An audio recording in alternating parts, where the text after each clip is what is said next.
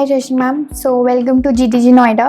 I hope you are having a great time here. So from our team, we do have some questions for you. So firstly, you have worked in production grade AI systems. So I want to know that what initially drew you into this space? Thank you for first calling me in GDG, and this is for me also, this is my first podcast kind of. Basically, production grade LLM not came right now. It has started with my experience and the gradual one.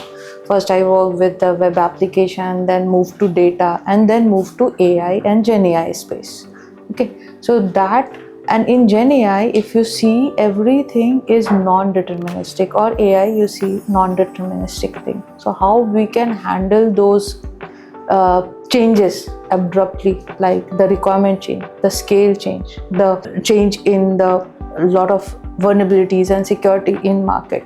So how we can avoid that, so how we can make it a production level, and what all failures which I have faced to achieve this is what I thought to share with the team today. So like you said, you work with the LLM systems.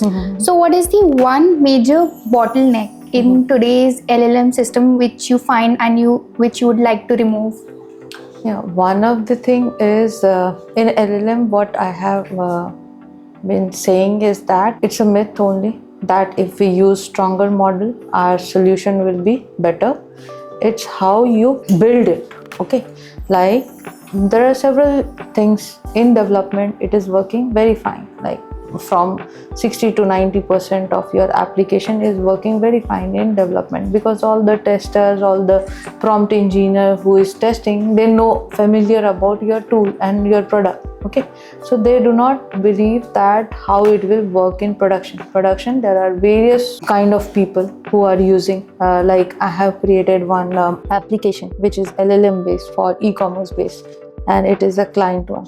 So what it happened that we thought it's almost in our QA environment or the pre-prod environment, it has an accuracy of 62%, kind of 90%. But in the production we got is 62. And how it has got? Because we have not catered all the real-time use case, all the real-time, like confidence score which we have identified, it was coming 90%, 97%. Okay, because LLM is judging LLM.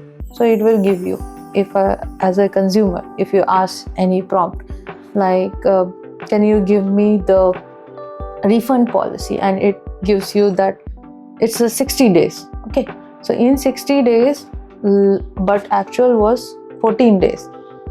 So you believe how much loss it has given to the industry, to the product, to the owners, because it has confidently answered. The confidence score here is 97% because it has given the response of refund policy timeline 60 days, but actual was 14 days. So these kind of situation comes, and because our LLM are not that production grade mature, that is why these problem comes, and that is how through several steps which we have resolved. Some of the three main steps which I have used and make it is the semantic re-ranking and chunking is there. So not only the static chunking, you can divide the chunks into smaller parts, like 500, not only 500 words, but it should always take the semantic end and start. Okay, one is that using of knowledge graph. Knowledge graphs gives you the edge and node relationship, so that whatever prompt is user asks, it will give you with the reason. And the third one, which is very important, is the continuous monitoring and evaluation should be done. These three are majorly very important. Okay, thank you. So you shared your journey and you said you had many failures, and from that you learned. So what is one lesson, one of the major lessons that you learned from your journey which changed how you build systems? So first, the only constant is change. If you believe in this, there are system which is coming now, how agile has come because of agility in the requirement, because of agility in the user behavior, now agility with the agent behavior. So optimize the change. There will be change. You need to optimize and productionize. Okay, this is the current one kind of you need to optimize the change, whether it's a requirement change, whether it's a scale change, whether it's a response change, anything from business side or model change. Okay, so optimize the change and work on it. Nice. Okay, what is the one misconception about building AI systems which you would like to correct? As I told, Yes. models, if you use stronger model, it will not give or get your application better one. You need to be on it, you need to be evaluated it. Model will not ensure that it is secure also, because you are building the application. So network is there, communication is there, services are there. So by using stronger model, expensive model, it will not give you the better result always. It's a myth. Okay, from like you talked about models. So one thing we would like to know is, moving from like demos to actual production, what is one of the very biggest barrier you see coming in the team? A production to Demos to production. Demos to production, like we are giving a demo, and in building there are environments like QA environment is there where testing happens, pre-prod environment where we do the similar kind of prods. So where the only gap which we see is two things which I see, and that is why I have developed a tool also which is called Deep Validator.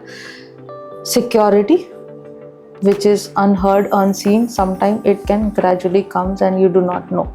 Okay, and another is the validation part. So wherever you will see as a LLM, you will always find what is the accuracy, what is the confidence score, what is the fallback. These things you will hear generally. None of the matrices will say you the goal completion. That once a user start a conversation, till starting to end, what is it complete, what is the entire behavior of agent, what is the response, whether it's correct or not. These and the hallucination part, if you have seen that how we are resolving.